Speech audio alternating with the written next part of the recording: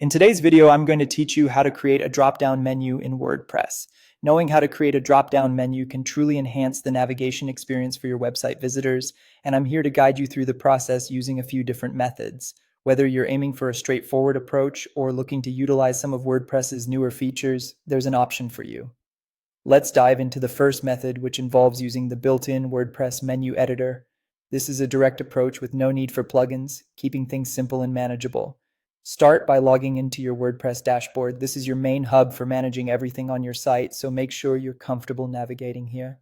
Once you've logged in, go to the Appearance section and find Menus. This area is where you'll manage all your navigation items. Now you'll have the choice to create a new menu or select an existing one.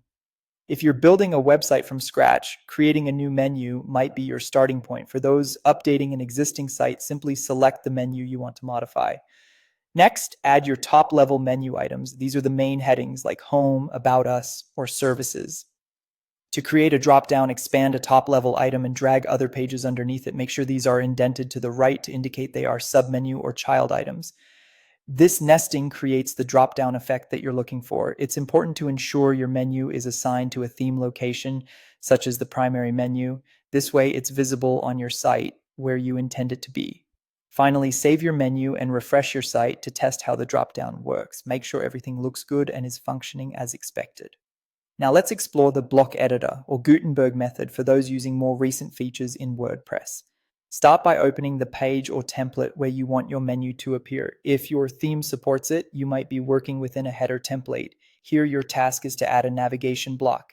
Use the block inserter to search for navigation and insert it where you want the menu. From there, add your top-level menu items. Similar to the menus editor, you'll drag other items beneath a top-level item to form a submenu. The block settings also offer various options to display your menu exactly as you want.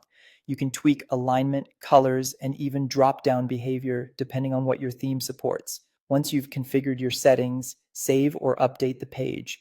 Always preview your changes to ensure the drop-down is functioning correctly on the front end of your site. And that's it.